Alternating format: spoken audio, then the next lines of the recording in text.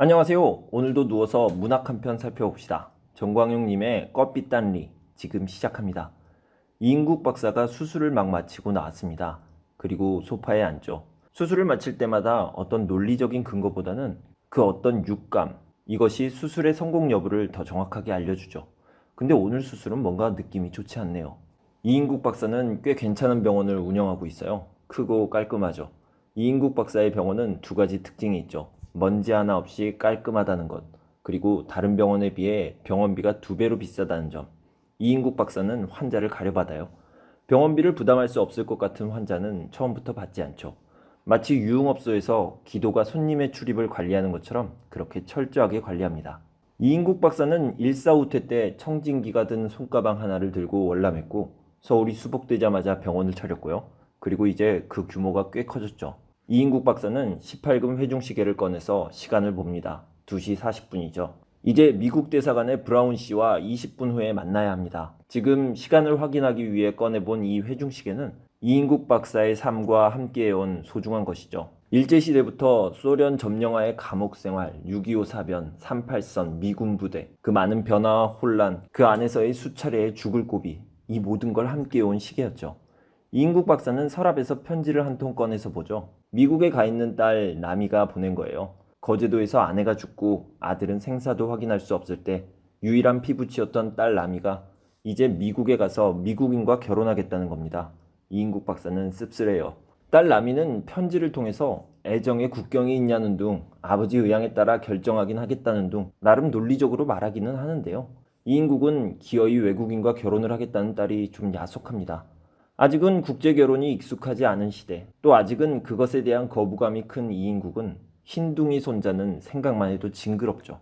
이인국은 서운하고 답답한 마음으로 아내에게 말을 해보지만 아내의 반응은 시큰둥합니다. 아내 해숙은 이인국 전처의 자식에 대해서 언급하는 걸 조심스러워하거든요. 서울에서 이인국 박사를 다시 만난 간호원 해숙은 이인국 박사를 돕는 일이라면 뭐든지 하겠다고 했죠. 그렇게 함께 일하다가 시간이 흘러 부부 사이가 되었고요. 처음에는 딸 라미에게도 조심스럽고 해서 부부의 모습이라기보다는 병원 원장과 간호원의 모습이었지만 라미가 미국으로 떠나고 둘 사이에 자식이 생기고 하면서 그제서야 좀 남편이 남편 같고 아내가 아내 같고 그렇게 평범한 부부처럼 되었죠.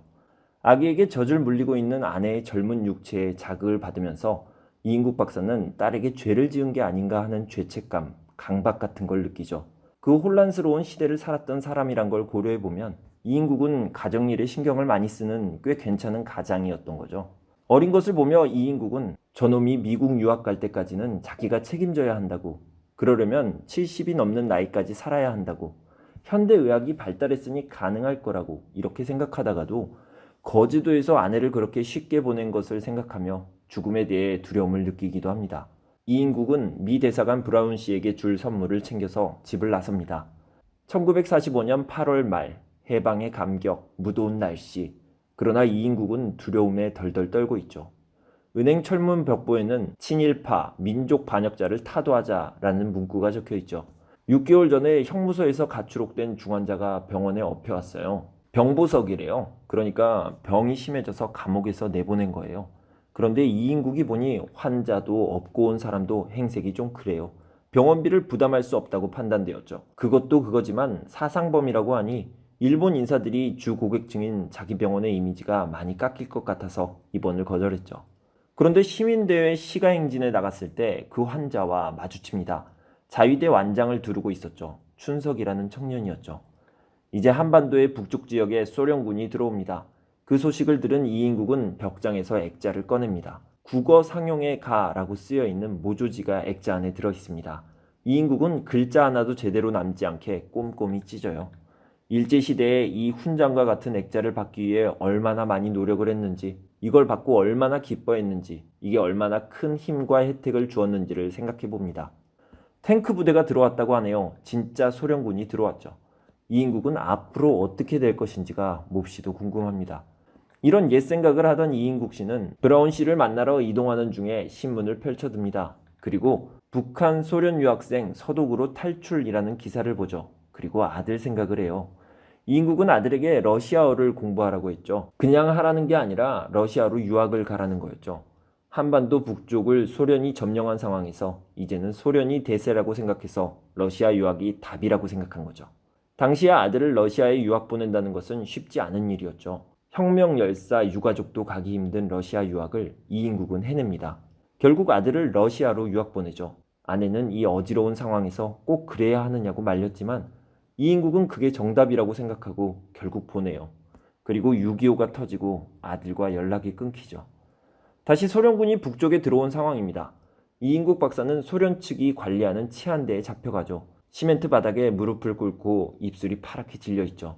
이인국은 이렇게 잡혀올 줄 알았더라면 어디를 도망갔어야 했었나? 아니면 어떻게 해야 했었나? 나를 도와줄 사람은 정말 없는 것인가? 어디에 의지해야 하나? 이런저런 생각을 합니다. 가장 믿었던 일본이라는 성벽이 무너진 지금 누구를 의지해야 할지 모르고 막막해하고 있죠. 그때 그렇게 무릎을 꿇고 있을 때 일본 군복을 입은 청년이 다가옵니다. 춘석이에요.